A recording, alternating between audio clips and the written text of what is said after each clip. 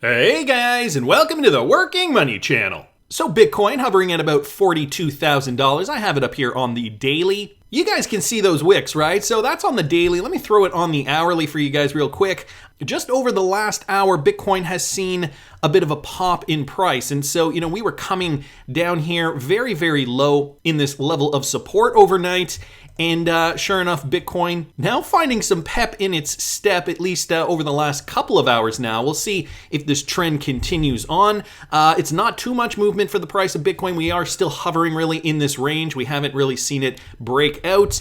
And XRP doing the same kind of thing. Right now, XRP trading at about 74 cents. So you can see XRP did come down 72.6, 72.8. Now it's up near 74 yet again. So just over here coming down in this level of support, really kind of finding the bottom of this level that we saw, boom, boom, boom, boom, boom, back earlier this month before we saw that move up to 81 cents. XRP, though, finding that support down and around there. And real quickly, back on the daily here for XRP, you guys can see that level of support is still holding a very significant level of support for XRP. The range we saw back in 2018, it hit this tip back before swell of 2018, again in November of 2020, and again in February of 2021. So XRP really trying to stay above that level. That is going to be critical. Of course, all eyes are on Bitcoin right now. The market cap still hovering just below 2 trillion.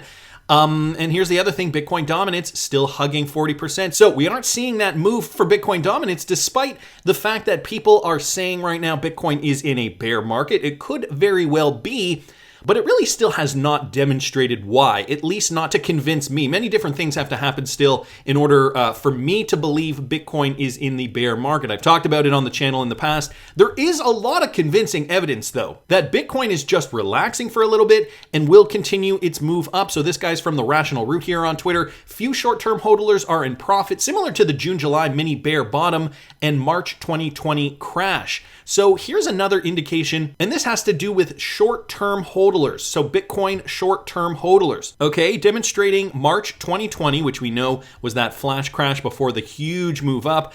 And then again, the mini bear market that we saw this past summer, where we saw Bitcoin going down 56%. And sure enough, we are continuing to see that trend right now. So compare that to the chart, of course. Oops, that's XRP. Let me bring up Bitcoin again. Compare that to the chart. You guys can see a similar period here with regards to the short-term hodlers as we saw back in here, as we saw back in here. So this is what Rational Root is indicating. Another move up perhaps in the cards. Plan C here at the Real Plan C saying, I'm not sure why the narrative of a lengthened version of the 2013 is not more popular. And then he gives some statistics here. We are not even close to crossing into the 0.25 level, which has triggered the last 3 true bear markets. So another indicator here, guys, from Glassnode, just demonstrating entity adjusted net unrealized profit and loss. So just showing where we go before a crypto market breaks down into full bear mode. And so what he's suggesting is we are right in and around here before that last move up into this blue zone. You guys can see it's color coded here. Blue zone, euphoria and greed. And we just have not seen that yet with regards to this bull run. We've gotten close, but we have not seen that top hit. We are still in optimism and anxiety. So, until we kind of fully break down, until there is some real signs that Bitcoin is in full bear mode, again, we are still making higher lows, or at least finding support at this low here. We are not really in full bear mode. Of course, there is still one last hurrah. Even if we are in a bear market, we still do need to see Bitcoin retrace to the 0.702. So if you still are holding part of your Bitcoin, you do have an exit strategy there. That would couple with altcoins moving, and we just have not seen altcoins moving.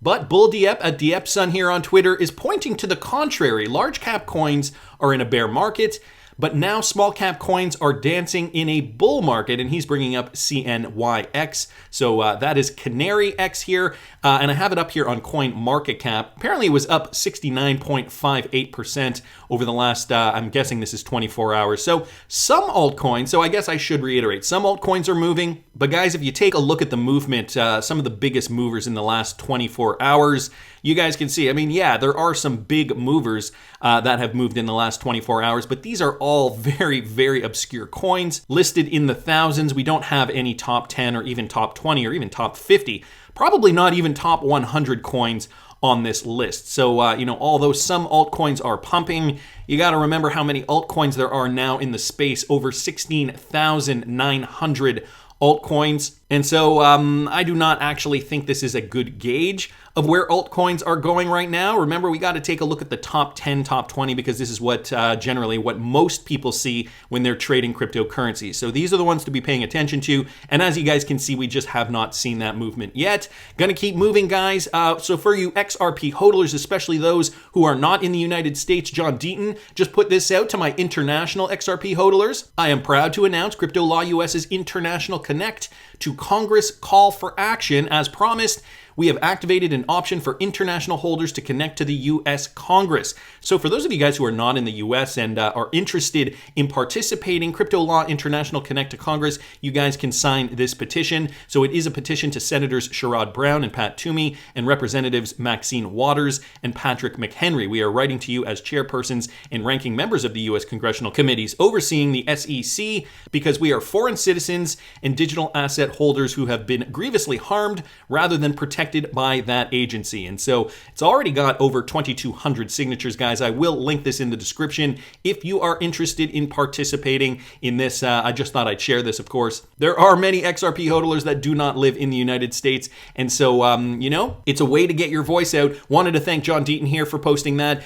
Also wanted to bring this up, guys, from the Wrath of Kahneman. Ripple partner Astropay has launched a new product in Brazil, okay? This is to support small and medium-sized enterprises. Brazil was one of those countries that Brad Garlinghouse did visit way back then, and he did meet with a central bank head. There has been more RippleNet development in Brazil, but this article in particular talks about Astropay. So they're a global leader in online payment solutions. They announced the launch of a new capability, payment links, for small to medium-sized enterprises in Brazil, enabling business owners to collect online and remote payments by simply sharing the link with their customer and get paid instantly in an easy and secure way. Brazil's 18.2 million micro and small companies account for 99% of businesses in the country.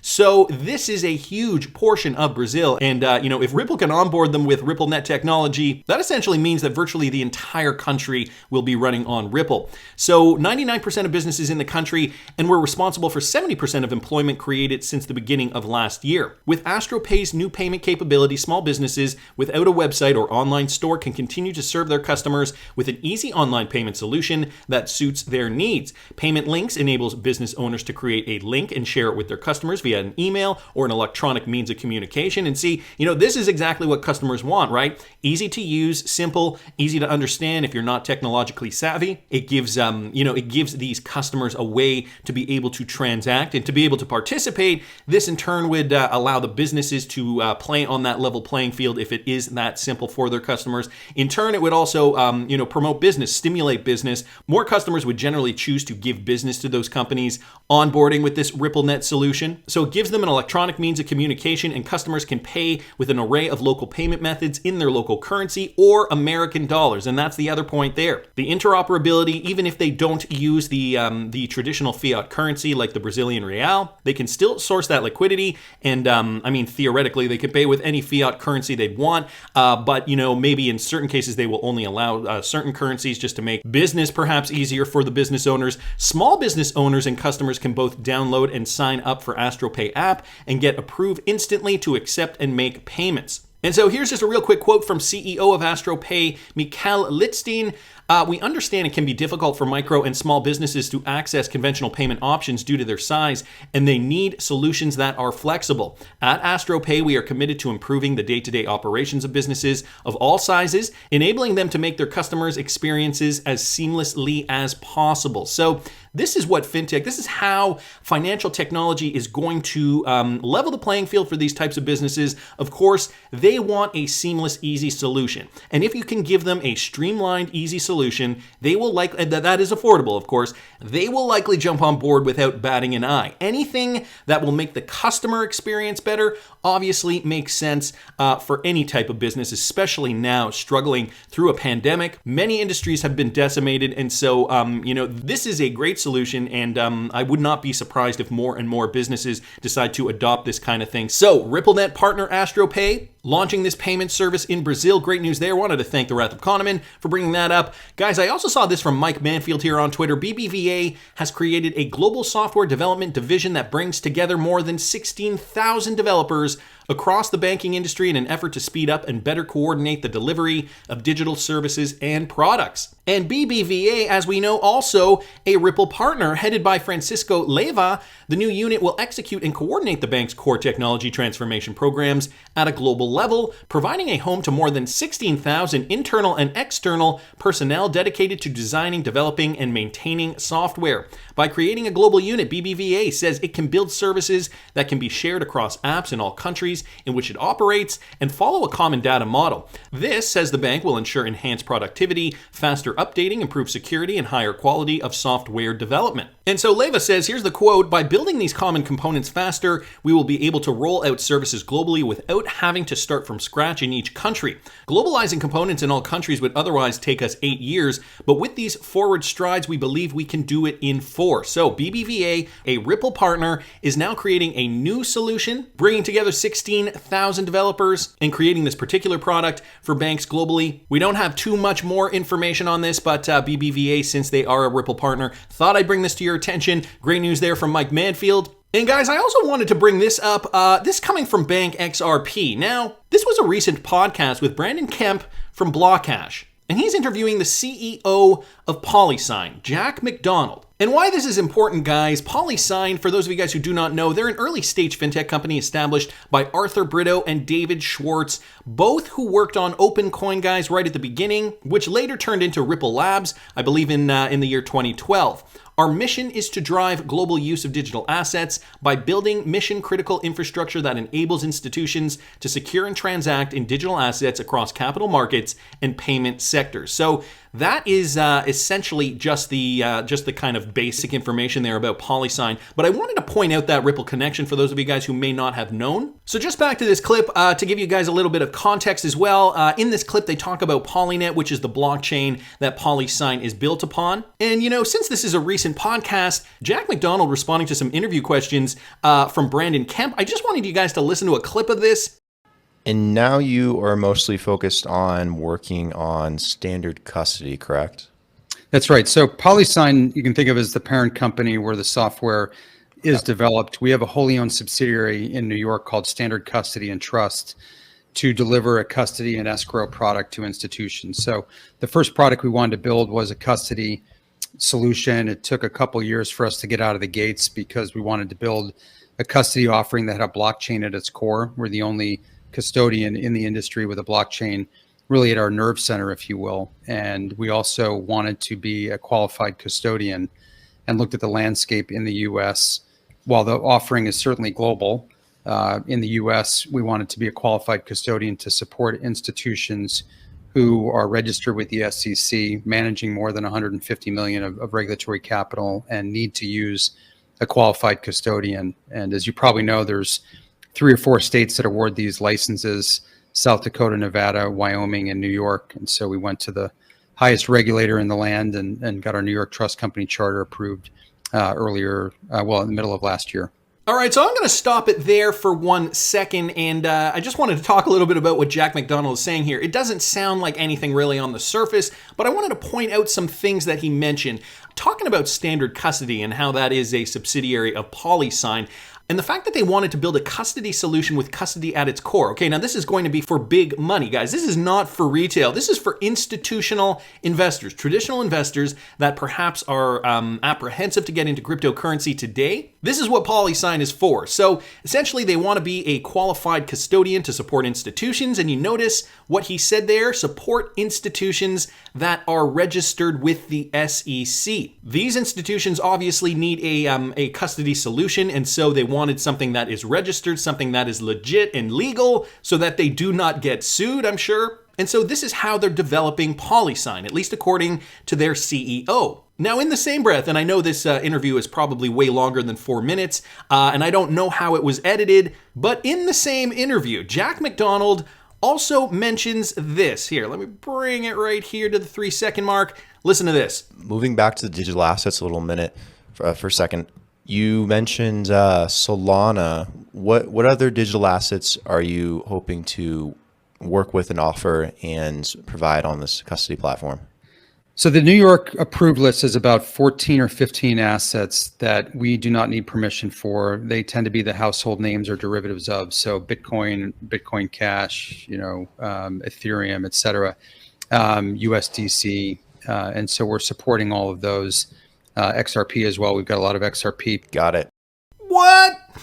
XRP as well. We've got a lot of XRP and we do not need permission to hold these. So putting 2 and 2 together now, they are looking to build a custodian solution for SEC registered companies so that they can custody and trade cryptocurrencies.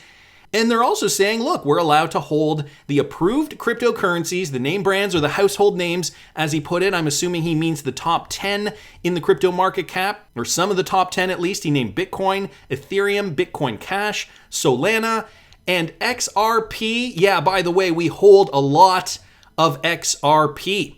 So how can this be? The absurdity is glaringly apparent. Well, apparently this is how they can do it. Bank XRP mentioning this. XRP is listed under the New York pre-approved list for custody. New York regulator greenlists 14 cryptocurrencies, and XRP is already approved. It's already been approved, guys, along with BUSD, Bitcoin, of course, Bitcoin Cash, Ethereum Classic, Ethereum, the Gemini Dollar, GMO, Litecoin Lumens, Pax Gold, Pax Dollar, Ripple's XRP, and ZUSD. So this was just updated on October 4th, 2021. So this was way after the SEC lawsuit was announced. Does this surprise you guys at all, or is this just par for the course for the absurdity that's going on right now in court with regards to Ripple and XRP being sued by the SEC? So, I mean, I'm at a loss for words. I don't know what else to tell you other than the fact that Polysign, a company obviously focused on financial institutions, again, this is not for retail use, they have the go-ahead to list the 14 green-listed cryptocurrencies as per the state of New York, which includes Ripple's XRP.